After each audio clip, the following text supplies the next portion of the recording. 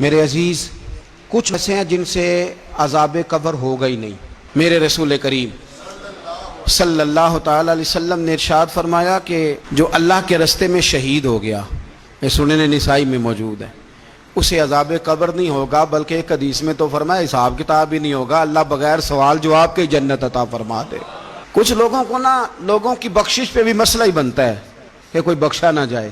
اور ایک صاحب کہہ رہے تھے جی یہ کیا معاملہ ہے کہ جمعے کو بندہ مر گیا یا فلانا ہو گیا تو اس سے حساب کتاب نہیں ہوگا، اتنے بڑے جرم لوگوں نے اتنے پاپ، اور جمعے کو مر گیا تو بخشا جائے گا۔ تو میں نے کہا جرموں کا بھی اسے حساب اللہ لے لے گا،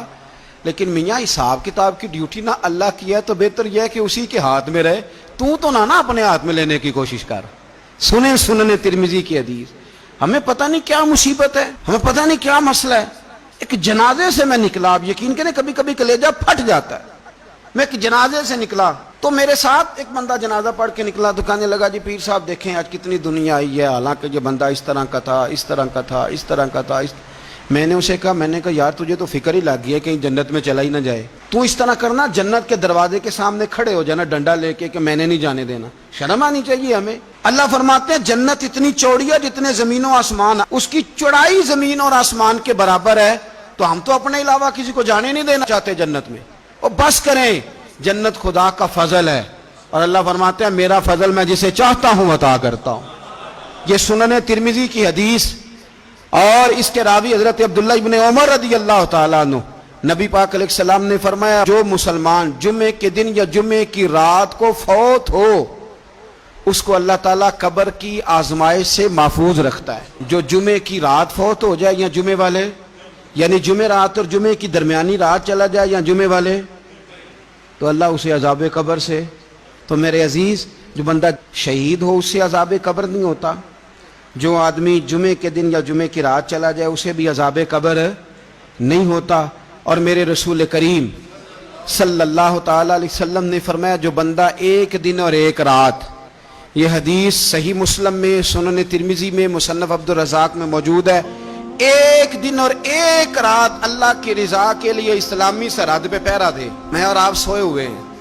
لیکن وہ لوگ جو فوجی بارڈروں پہ کھڑے ہیں، دیکھو مدینے والے محبوب کس کس پہ کرم فرماتے ہیں۔ ساری عمر نہیں، 24-25 سال کی سروس نہیں، فرمایا ایک دن اور ایک رات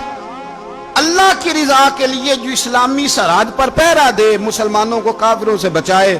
رب اسے عذاب قبر نہیں دے گا، اسے اللہ تعالیٰ اپنے فضل سے معاف فرما دے گا۔ ایک رات اور ایک، آپ کیا سمجھتے ہیں کہ ان فوجیوں کی کوئی چھوٹی شان ہے، ان کا کوئی چھوٹا مرتبہ ہے؟ ایک دن اور ایک رات اگر یہ پہرا دیں تو اللہ انہیں اتنا انعام عطا کرتا ہے۔ اسی طرح سن لو، یہ ذرا غور سے سننا، ابن ماجہ کی حدیث، اور اس کے علاوہ مسند ابو یعلا میں موجود حدیث کے راوی حضرت ابو ہریرہ رضی اللہ تعالی عنہ، حضور صلی اللہ تعالی علیہ وسلم نے فرمایا جو شخص بیماری سے فوت ہوا، قربان جاؤں میرے محبوب نے بیماری کا نام ہی نہیں لیا، فرمایا کوئی بھی بیماری ہو، فرمایا جو آدمی بیماری سے فوت ہوا اللہ اسے شہادت کی موت عطا فرمائے گا، اور وہ عذاب قبر سے اور قبر کے امتحان سے بھی محفوظ رہے گا، اور حضور فرماتے ہیں اس کو صبح اور شام جنت کے باغوں میں سے رزق دیا جائے گا۔ جو کسی بھی بیماری سے مرا، یہ لوگ بیماری سے مر رہے ہیں تو لوگوں نے اچھوت سمجھ رہے ہیں، اچھوت، یہ اچھوت نہیں ہے، اس لیے کہ لوارث نہیں، یہ خدا رسول کے ماننے والے ہیں، تم انہیں اچھوت کہہ رہے ہو، اور مدینے والے رسول انہیں شہید فرما رہے ہیں۔ حضور نے فرمایا جو بیماری سے مرے شہید ہے، وہ قبر کے عذاب سے محفوظ رہے گا اور جنت کے باغوں میں سے اللہ رزق دے گا۔ لوگ کہتے ہیں دیکھو جی بڑا تانگ ہو کے دنیا سے گیا ہے، تو اس بندے کو بھی عذاب قبر نہیں ہوتا۔ اسی طرح جو بندہ سورہ ملک پڑھتا ہے، سنن ترمذی میں حضرت ابن عباس سے روایت ہے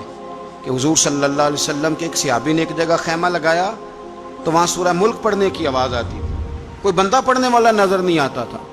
جب حضور کی بارگاہ میں عرض کیا تو فرمایا وہاں قبر تھی، اور قبر کے اندر بیٹھ کے میرا صحابی سورہ ملک کی تلاوت کر رہا۔ اگر ہمیں خسرہ نمبر یاد ہو جاتا ہے نا اپنی جگہ کا، اور ہمیں پتہ ہوتا ہے کہ میرے والا حصہ کتنے کروڑ کا ہے، اگر ساری کہانیاں ہمیں یاد ہوتی ہیں تو سورہ ملک بھی ہمیں یاد ہو سکتی ہے۔ موبائل پہ اس کو ریکارڈ کر لیں، پھر اس کو سنیں، کبھی بھی سورہ ملک میں، اور ہمارے سلسلہ عالیہ میں تو سورہ ملک وظیفہ ہے، ہمارے الوظیفۃ الکریمہ میں اعلیٰ حضرت نے لکھا ہے کہ رات کو سورہ ملک اور سورہ یاسین کے بغیر سونا نہیں۔ سورہ ملک اتنی شاندار سورت ہے کہ نبی پاک صلی اللہ علیہ وسلم نے فرمایا یہ قیامت کے دن اللہ کی بارگاہ میں ناز سے جھگڑا کرے گی اور کہے گی اے اللہ، یہاں تو میرے پڑھنے والے کو جنت عطا فرما یا مجھے قرآن پاک سے علیحدہ کر دے۔ تو رب کریم پھر اپنے فضل سے پڑھنے والے کو جنت عطا کرے گا۔